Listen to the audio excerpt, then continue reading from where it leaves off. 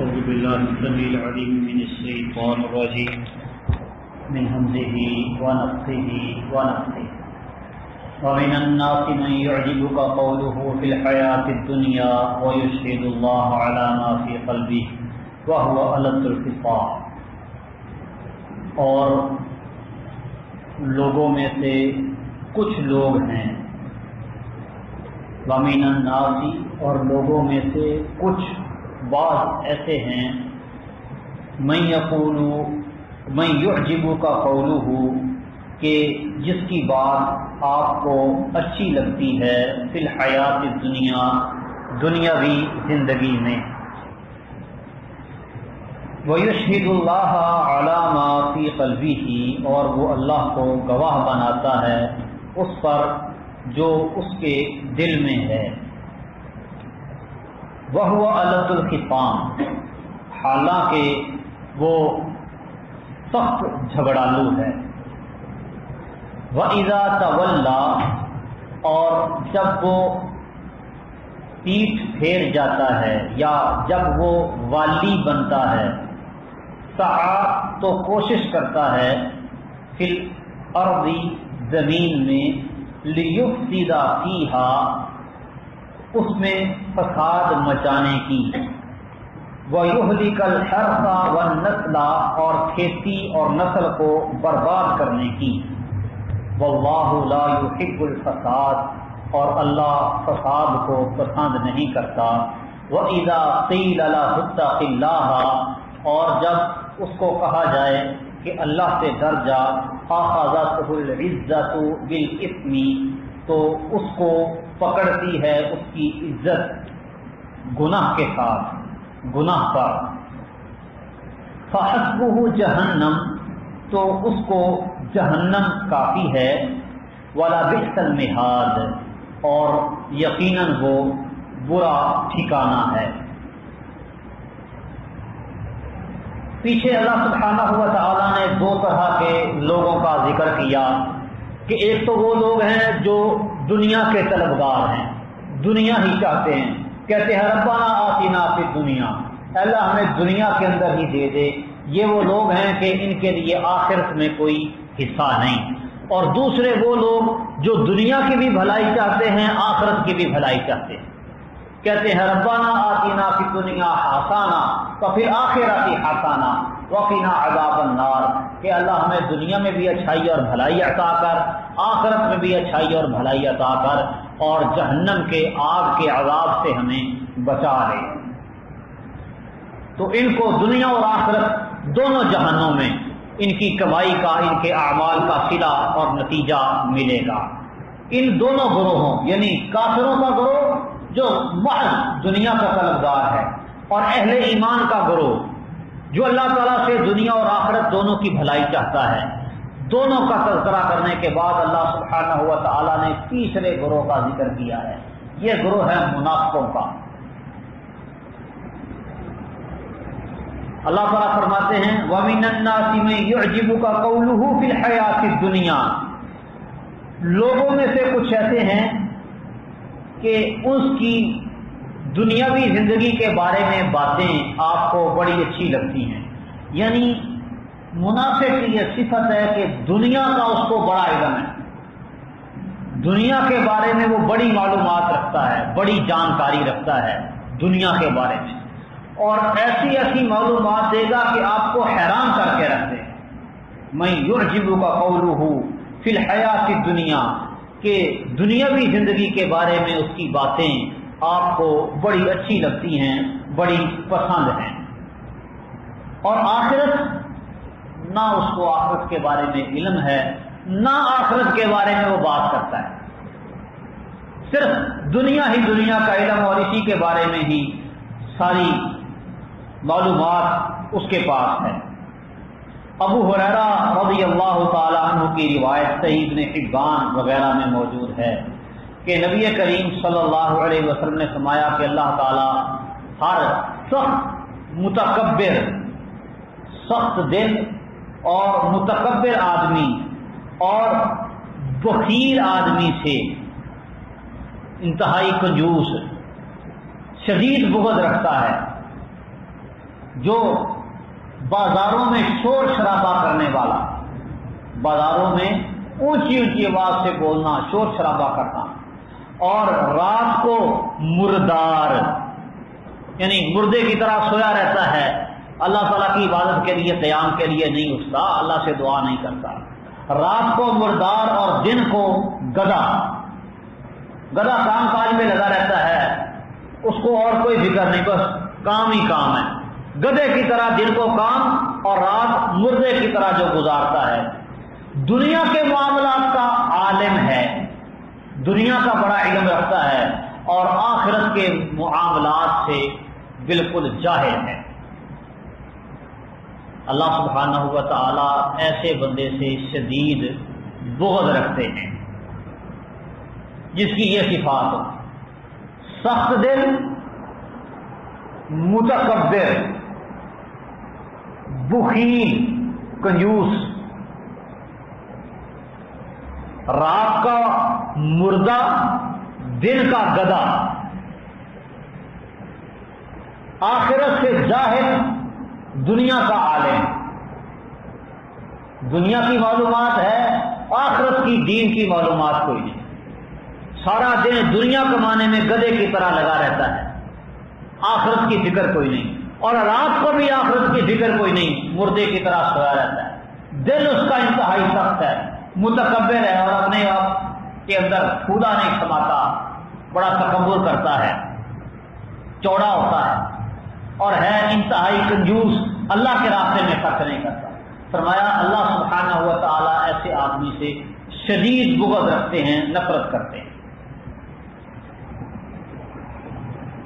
وَمِنَ النَّاسِ مَن يُعْجِبُكَ قَوْلُهُ فِي الْحَيَاةِ الدُّنْيَا، لوگوں میں سے کچھ ایسے ہیں کہ دنیاوی معلومات ان کے پاس اتنی ہے کہ آپ کو حیران کر دے گا، بڑی پسند آئے گی اس کی بات آپ کو دنیاوی زندگی میں، وَيُشْهِدُ اللَّهَ عَلَى مَا فِي قَلْبِهِ، اور اپنے دل کے اندر موجود بات پر وہ اللہ کو گواہ بناتا ہے، اللہ کی قسمیں اٹھا اٹھا کے بات کرتا ہے کہ جو بات میرے دل میں ہے بالکل ٹھیک ہے۔ یہ بھی منافق کی ایک صفت ہے، جھوٹی قسمیں اٹھانا، جھوٹ بولنا، جھوٹی قسم اٹھانا، منافق یہ کام کرتا ہے، قسمیں کھا کھا کے اپنی بات کا وہ یقین دلاتا ہے، اور مسلمانوں کے ہاں اپنے بے اعتبار ہونے کا اس کو پتہ ہے، تبھی تو قسمیں اٹھاتا ہے نا۔ اگر بندے کو پتا ہو کہ مسلمان میرا اعتبار کریں گے، اس کو قسم اٹھانے کی کیا ضرورت ہے؟ جو بات بات پہ قسم اٹھاتا ہے، مطلب اس کو یقین ہے کہ یہ میری بات پہ قسم نہ اٹھاؤں تو یقین نہیں کرے گا، تو اس لیے پھر وہ قسمیں اٹھاتا ہے۔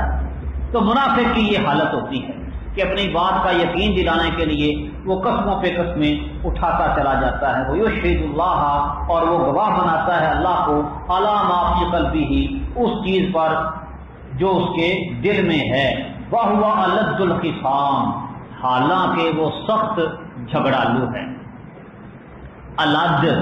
الد کہتے ہیں سخت قسم کا جھگڑا کرنے والا، سخت جھگڑالو، اور خصام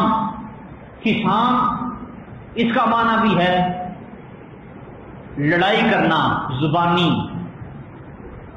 زبانی لڑائی، ایک ہوتا ہے نا ہاتھوں کے ساتھ لڑائی، ایک ہوتی ہے تو تکرار، یعنی کہ بہت زیادہ سخت قسم کا جھگڑالو ہے منافق، اپنی بات کا یقین دلانے کے لیے قسمیں بھی اٹھاتا ہے، بات بھی آپ کو اس کی بڑی پسند آئے گی، بڑی اچھی لگے گی، لیکن حقیقت میں محض زبانی باتیں ہی ہیں، اندر کھاتے کچھ بھی نہیں، اور وہ سخت قسم کا جھگڑالو ہے۔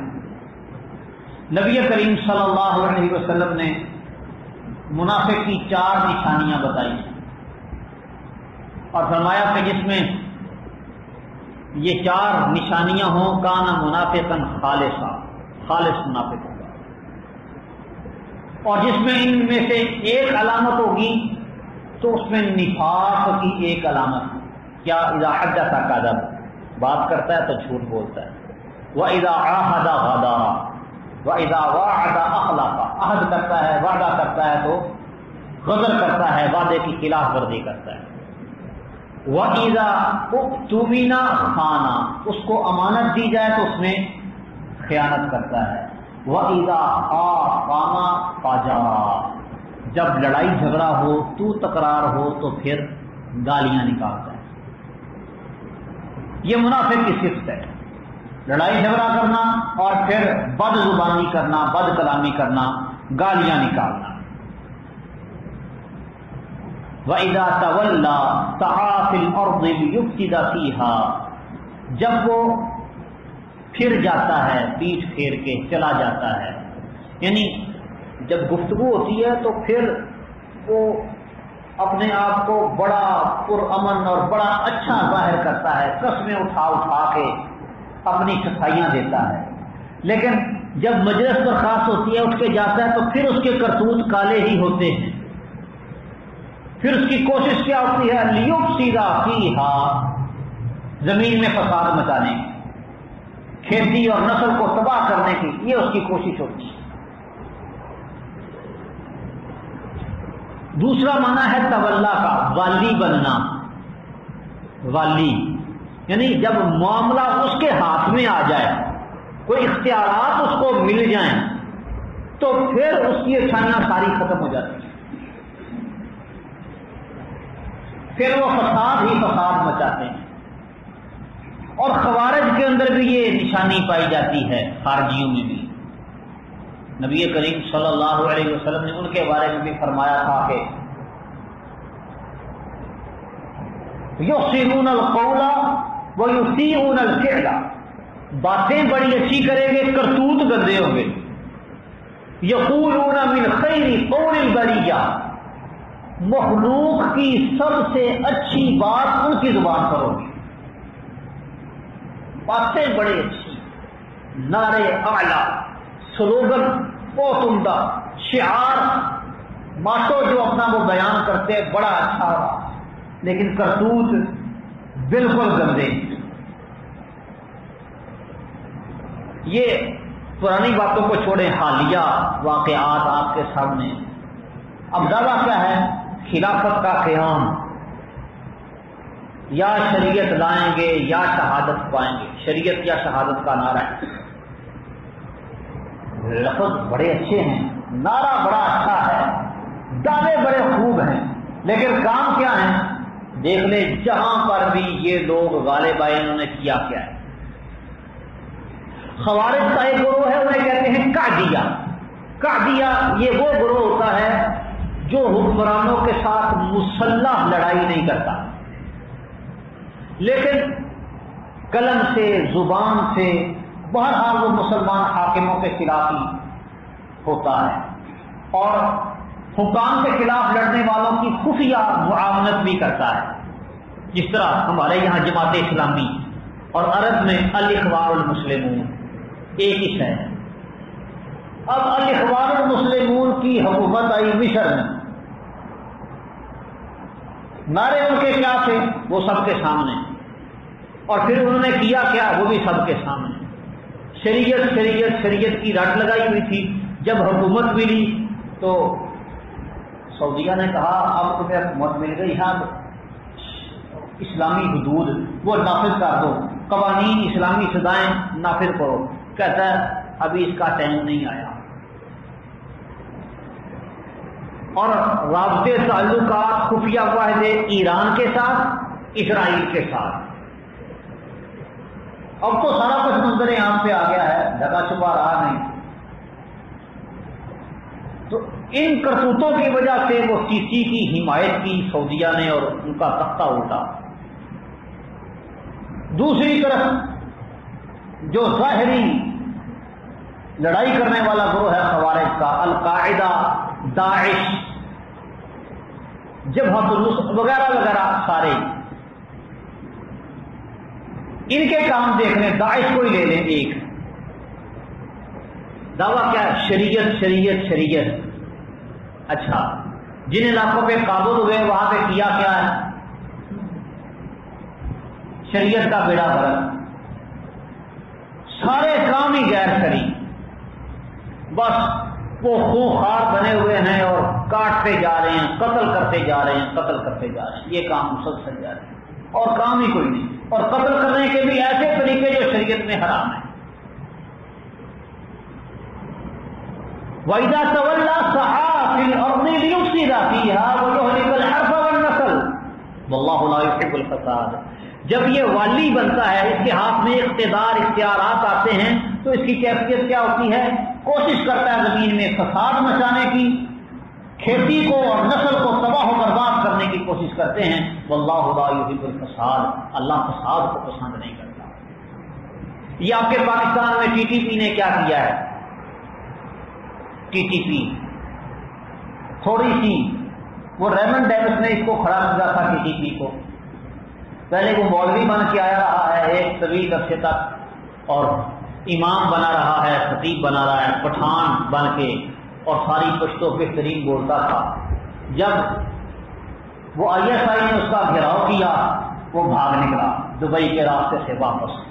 پھر وہ پاکستانی سفیر کو زور دے کے اس کو واپس بھیجا کہ جس کو بھیجو کسی بھی صورت، ایئرپورٹ سے سیدھا اس کو امریکی سفارت خانے لے گئے، اور وہاں جا کے یہ آئی ایس آئی سوئی تو نہیں ہوئی تھی، جن کو بھی پتا تھا انہوں نے کہا آنے دو۔ واپس آیا تو اس کے پیچھے بندے لگا دیے کہ دیکھو کون اس کے پاس آتا ہے، کون جاتا ہے، کیا کرتا ہے۔ بالآخر تنگ آ کے اس نے ان دو بندوں کو قتل کیا، ان کو موقع مل گیا پکڑنے کا۔ کیونکہ سفارت کا ایک اصول ہے کہ آپ غیر ملکی باشندے کو جو آپ سے ویزا لے کے آیا ہے، اس کے اوپر آپ کیس خام خواہ نہیں چلا سکتے۔ وہ پکے ثبوت جب ہو گئے، اپنے دو بندے مروا کے بندہ پکڑا،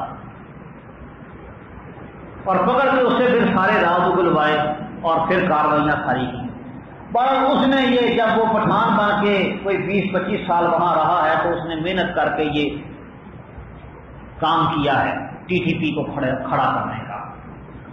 انہوں نے کیا کیا؟ جہاں پر تھوڑا سا زور پکڑا، بس یہ شریعت نافذ ہو گئی شریعت، پکڑ کے قتل کرنا، مارنا پیٹنا شروع کر دیا۔ اور پھر ادھر پنجاب میں، سندھ میں، سرحد کے دیگر علاقوں میں جو ان کے قبضہ اختیار میں، کنٹرول میں نہیں، وہاں پہ فساد۔ وَإِذَا تَوَلَّى سَعَىٰ فِي الْأَرْضِ لِيُفْسِدَ فِيهَا وَيُهْلِكَ الْحَرْثَ وَالنَّسْلَ، نسل کو تباہ کرنا، زمین میں فساد کرنا، کھیت کھلیان لوگوں کے تباہ و برباد کرنا، یہ ان کا کام ہوتا ہے۔ تو اس آیت کے ضمن میں یہ رافضی ہوں، خارجی ہوں، منافق، یہ سارے شامل ہیں، عام ہے یہ آیت۔ واللہ لا یحب الفساد، اور اللہ تعالیٰ فساد کو پسند نہیں کرتا۔ وَإِذَا قِيلَ لَهُ اتَّقِ اللَّهَ، اور جب اس کو کہا جاتا ہے اللہ سے ڈر جا، أَخَذَتْهُ الْعِزَّةُ بِالْإِثْمِ، اس کو اس کی عزت پکڑ لیتی ہے گناہ پر، یعنی تکبر کی وجہ سے وہ گناہ پہ اڑا رہتا ہے۔ اسے کہا جائے اللہ سے ڈر جا، باز آ جائے، یہ کام کرنے کے نہیں، ناجائز ہے، آگے سے اکڑتا ہے، تکبر کرتا ہے۔ وہ سمجھتا ہے کہ اگر میں نے گناہ والا کام نہ کیا تو میری عزت میں فرق آ جائے گا۔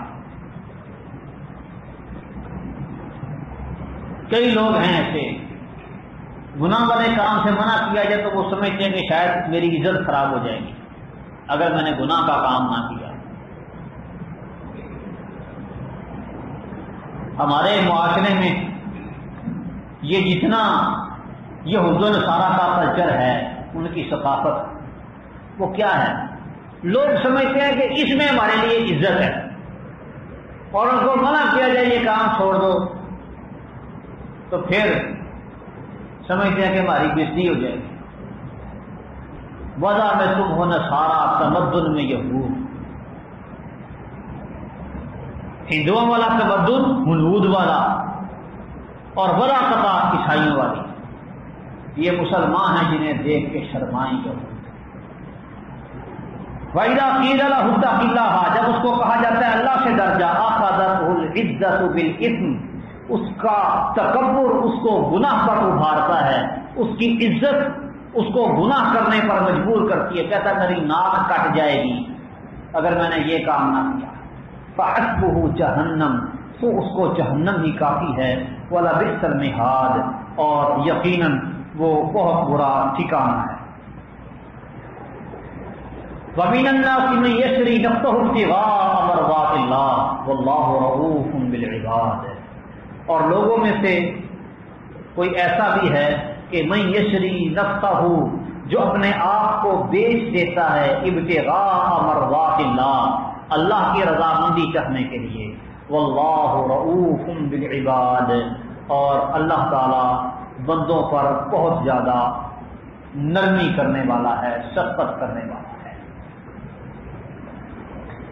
پہلے اس بندے کا بیان ہوا ہے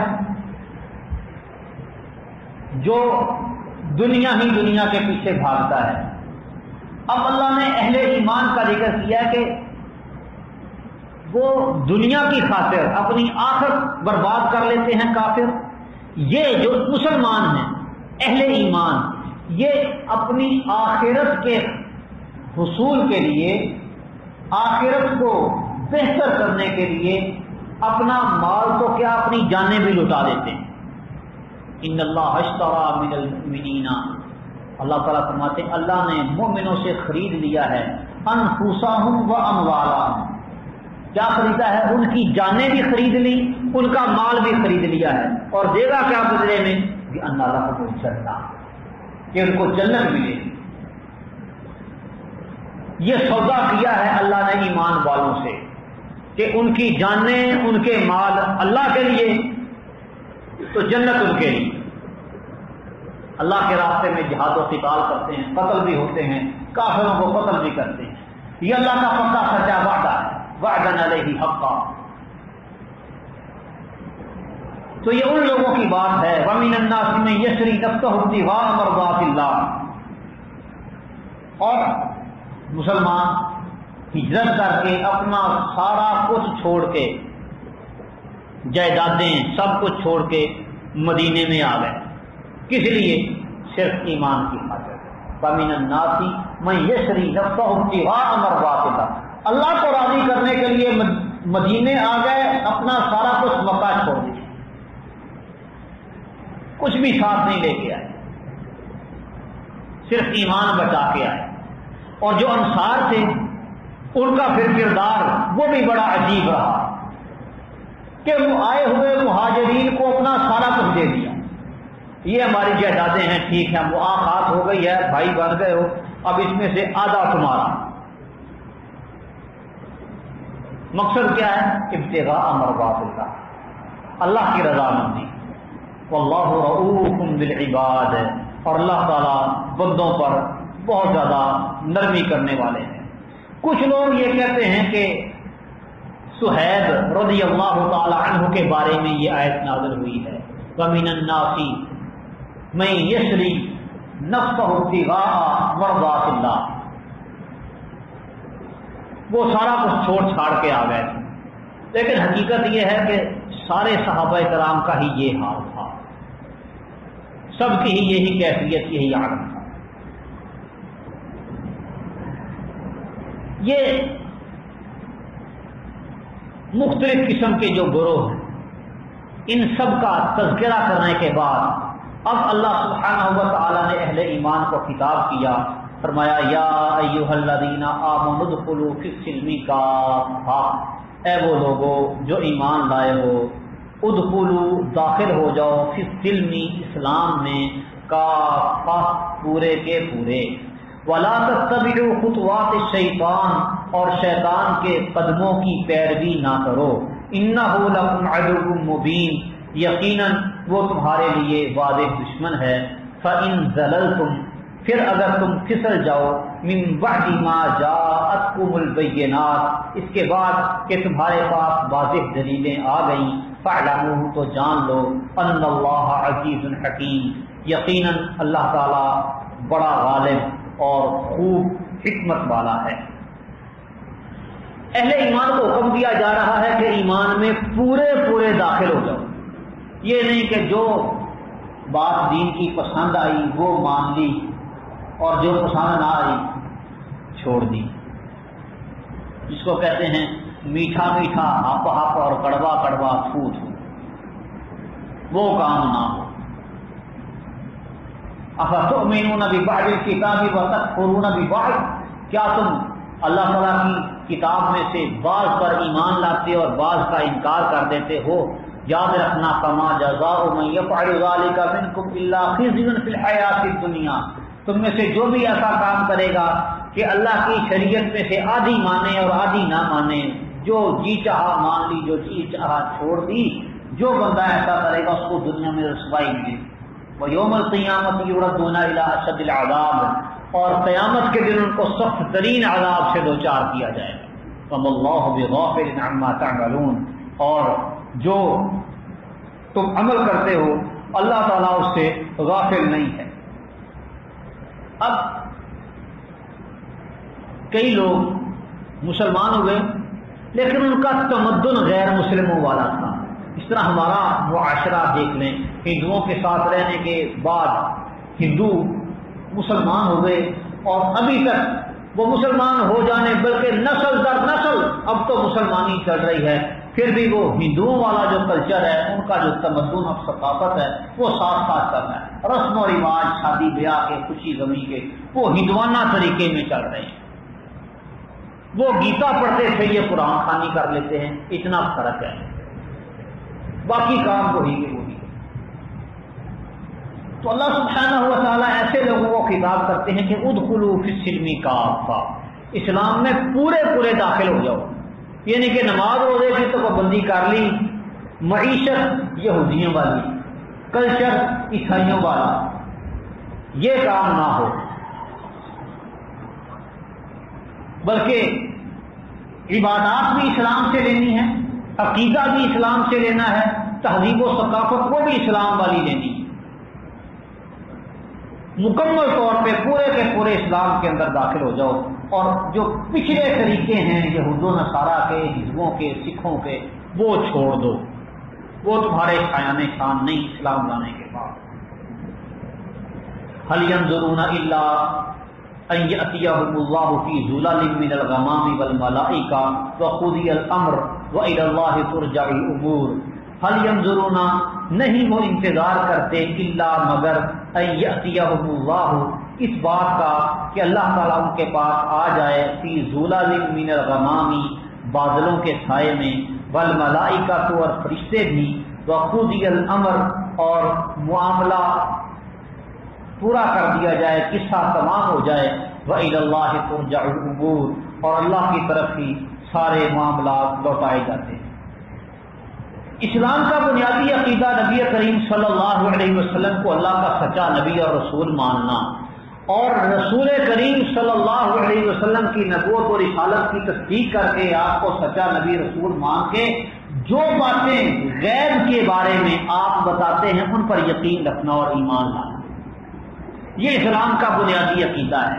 ایمان بالغیب جس کو کہتے ہیں، غیب پر ایمان۔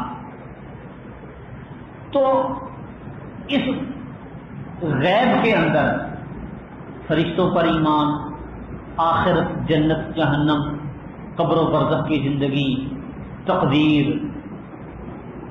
یہ ساری چیزیں غیب کے ساتھ تعلق رکھتی۔ انسان اپنی آنکھ سے ان کا مشاہدہ نہیں کرتا، ان کا تعلق غیب سے ہے۔ تو جیسے جیسے نبی صلی اللہ علیہ وسلم بتاتے ہیں ویسے ویسے من و عن ایمان لایا جائے، یہ اسلام کا ایک بنیادی عقیدہ ہے۔ لیکن جو کافر ہیں وہ مطالبہ کرتے تھے کہ ہمیں نشانیاں دکھائی جائیں، معجزات کا بار بار مطالبہ کرتے ہیں، کبھی کچھ کہتے کبھی کچھ کہتے، کبھی کہتے قیامت لے آؤ، ہم پر عذاب نہ کیوں نہیں نازل ہو جاتا، اگر یہ اللہ کی طرف سے حق ہے تو آسمان سے پتھروں کی بارش کیوں نہیں ہوتی۔ اس طرح کے مطالبات وہ لوگ کرتے تھے کہ یہ ساری نشانیاں واضح آنکھوں کے سامنے آ جائیں، اللہ پر ایمان لانے کا دکھاؤ۔ موسیٰ علیہ السلام سے بھی اسی طرح کا مطالبہ کیا تھا بنی اسرائیل نے، لن نؤمن لک حتی نری اللہ جہرۃ، ہم تجھ پر ایمان نہیں لائیں گے جب تک اللہ کو سامنے نہیں دیکھ لیتے۔ اسی طرح کے مطالبات ان لوگوں کے تھے۔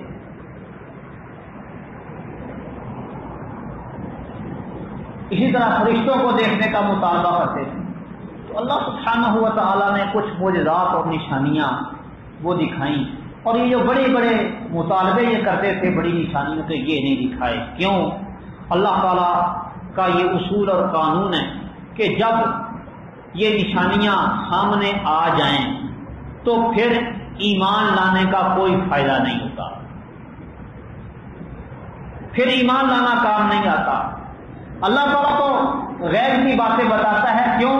لیعلم، تاکہ جان لے اللہ تعالیٰ کہ من یخافہ بالغیب، لیعلم اللہ کو پتہ چل جائے، واضح ہو جائے کہ غیب کے باوجود اللہ سے کون ڈرتا ہے، بن دیکھ کے اللہ تعالیٰ سے ڈرنے والا کون ہے۔ تو یہ مطلوب و مقصود ہے، اور اگر دیکھ کر ہی ایمان لانا ہے تو پھر کیا ایمان لانا ہے؟ اللہ تعالیٰ فرماتے ہیں هل ينظرون الا ان يأتيهم الملائکہ، وہ صرف اس بات کا ہی انتظار کر رہے ہیں کہ فرشتے آ جائیں، او یأتی ربک، یا تیرا رب آ جائے، او یأتی بعض آیات ربک، یا رب کی بعض نشانیاں آ جائیں۔ فرمایا یوم یأتی بعض آیات ربک، جس دن تیرے رب کی بعض نشانیاں، کچھ نشانیاں آ گئیں تو پھر کیا ہوگا؟ لا ينفع نفسا ایمانها لم تكن آمنت من قبل، جو جان اس سے پہلے مومن نہ ہو، نشانیاں سامنے آ جائیں اس کے بعد وہ ایمان لائے تو اس کو ایمان لانا اس کا فائدہ نہیں دے گا۔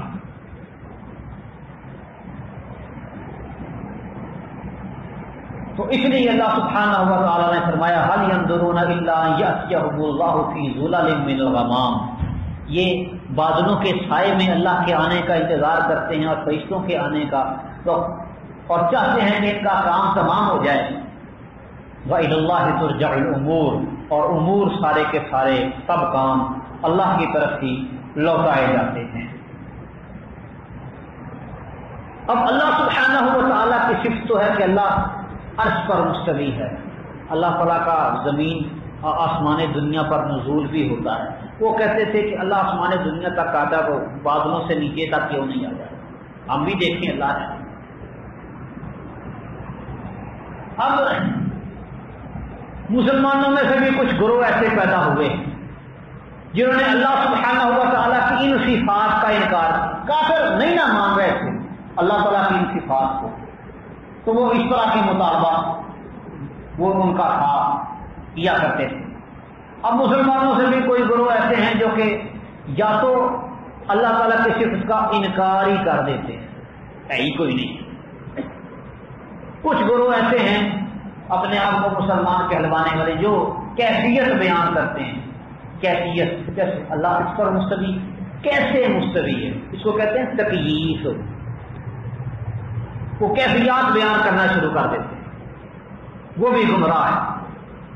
اسی طرح کچھ ہیں جو تعویل کرتے ہیں، تعویل کہتے ہیں اس سے یہ نہیں یہ مراد ہے، جیسے کل بتایا کہ وہ معیت سے کوئی لوگ کہتے ہیں کہ اللہ کے ساتھ ہونے سے مراد ہے اللہ کا علم، علم کے اعتبار سے اللہ ساتھ ہے، یعنی کہ وہ معیت کا اس کا انکار کر دیا، معیت کی جگہ علم یا نصرت مراد دے دیا، اس کو کہتے ہیں تعویل۔ کچھ تشبیہ دے دیتے ہیں، تشبیہ کیا ہوتی ہے کہ اللہ کی یہ صفت مخلوق کی صفت کی طرح ہے، اللہ عرش پر کیسے مستوی ہے، مثال دے دی کہ جیسے میں اس کرسی پر مستوی ہوں ایسے مستوی، یہ ہے تشبیہ، یہ بھی حرام اور ناجائز ہے، گمراہی ہے۔ کچھ لوگ تفویض کرتے ہیں، تفویض کہ ٹھیک ہے اللہ کی صفت ہے عرش پر مستوی ہونا، اللہ کی صفت ہے آسمان دنیا پر نازل ہونا، اب نازل ہونے سے کیا مطلب ہے؟ کہتے ہم اس کا مطلب نہیں بتاتے، نہ ہمیں پتہ ہے، بس اللہ کے سپرد اس کا مطلب اور معنی۔ تو مسلمانوں میں بھی کئی اس طرح کے گمراہ لوگ پیدا ہو گئے۔ وجہ وہ اپنی عقل کے گھوڑے دوڑانے کی کوشش کرتے ہیں اللہ تعالیٰ کے حقائق کو سمجھنے کے لیے، اور اللہ تعالیٰ کو کہتا ہے غیب پر ایمان لاؤ، من یخافہ بالغیب، تو ایمان بالغیب کے اندر کمزوری کا نتیجہ ہے عقیدے میں گمراہی۔ اللہ تعالیٰ سمجھنے کی توفیق